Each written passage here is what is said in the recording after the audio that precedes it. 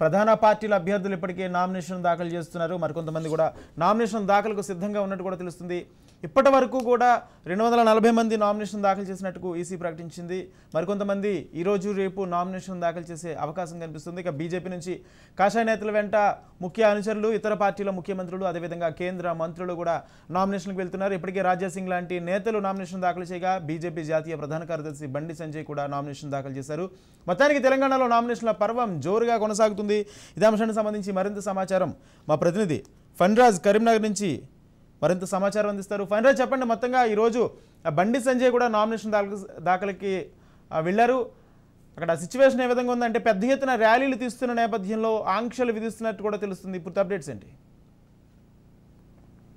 మొత్తానికి బండి సంజయ్ ఇప్పటివరకు కూడా కరీంనగర్ అసెంబ్లీ నియోజకవర్గానికి పోటీ చేశారు. కానీ అప్పుడున్నటువంటి పరిస్థితి వేరు, ఇప్పుడు ప్రస్తుతం మనం చూస్తున్నటువంటి పరిస్థితి వేరు. గతంలో తను సొంతంగా అంటే తను ఏదైతే సిద్ధాంతం ఉందో సిద్ధాంతంతో పాటే ముందుకు వెళ్లారు.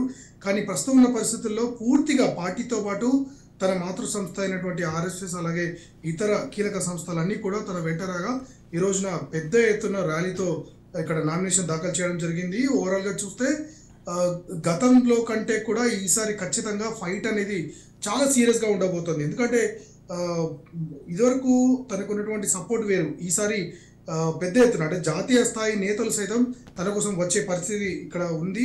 మరోవైపు ఈరోజు ఉదయం తన ఫేవరెట్ ప్లేస్ అంటే తన మొదటి నుండి కూడా తనకు సెంటిమెంట్ ప్లేస్ అయినటువంటి మహాలక్ష్మి ఆలయంలో పూజలు చేశారు. నామినేషన్ పత్రాలను అక్కడ ఉంచిన తర్వాత అక్కడ పూజ చేసిన తర్వాత తిరిగి తన ఇంటికి వచ్చి తన మాతృమూర్తి ఆశీర్వాదం తీసుకున్నారు. ఆ తర్వాత భారీ ర్యాలీ ఇక్కడ ఉన్నటువంటి ఎన్టీఆర్ స్టాచ్యూ నుండి ఇక్కడ భారీ ర్యాలీ తీశారు. దీనికి ముఖ్య అతిథిగా రాజాసింగ్ ఫైర్ బ్రాండ్, ఎందుకంటే ఇద్దరు కూడా చాలా కీలక నేతలు. బీజేపీ ఈ రోజున రాష్ట్రంలో ఈ పరిస్థితిలో ఉంది అని అంటే వీరిద్దరే కీలకమైనటువంటి నేతలు. వీరిద్దరు కూడా ఇక్కడ నుండి కరీంనగర్ పట్టణంలో ర్యాలీ తీసి ఇక్కడికి చేరుకోవడం జరిగింది.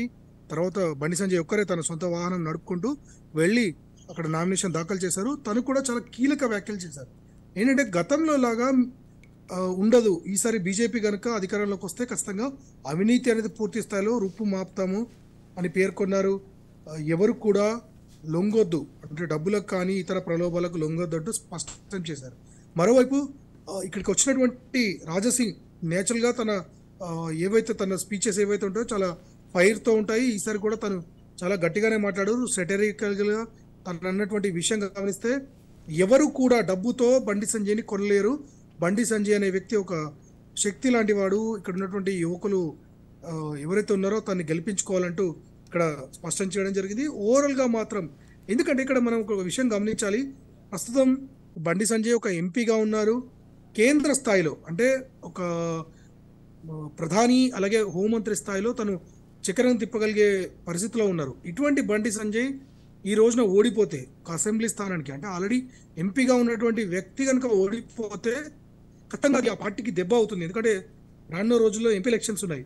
సో ఇంత రిస్క్ ఇచ్చేసినటువంటి ఈ పరిస్థితుల్లో ఒకవేళ బండి సంజయ్ కనుక ఓడిపోతే పరిస్థితి దారుణంగా ఉంటుంది. కాబట్టి బీజేపీ శ్రేణులు దీనికి సంబంధించి పూర్తి స్థాయిలో ఇప్పటికే ప్రణాళికతోనే ముందుకు వచ్చాయని తెలుస్తోంది. మరోవైపు ఈసారి ఓట్లు కూడా చీలే అవకాశం చాలా స్పష్టంగా కనిపిస్తుంది. ఎందుకంటే కాంగ్రెస్తో పాటు బీఎస్పీ ఇతర అంటే ఆల్ ఇండియా ఫార్వర్డ్ బ్లాక్ కావచ్చు ఇటువంటి పార్టీలు కూడా పోటీ చేస్తున్నాయి. సో ఇటువంటి పరిస్థితుల్లో ఒకవేళ మైనార్టీ ఓట్లు చీలితే కరీంనగర్ లాంటి ప్రాంతంలో 40,000 ఓట్ల వరకు మైనార్టీ అంటే ఓన్లీ పట్టణంలోనే ఇంత స్థాయిలో మైనార్టీ ఓట్లు గతంలో ఇవి గంపగుత్తగా కాంగ్రెస్కి వెళ్ళి కానీ ప్రస్తుత పరిస్థితుల్లో మరోవైపు అవకాశం దించారనే ప్రచారం జరుగుతుంది.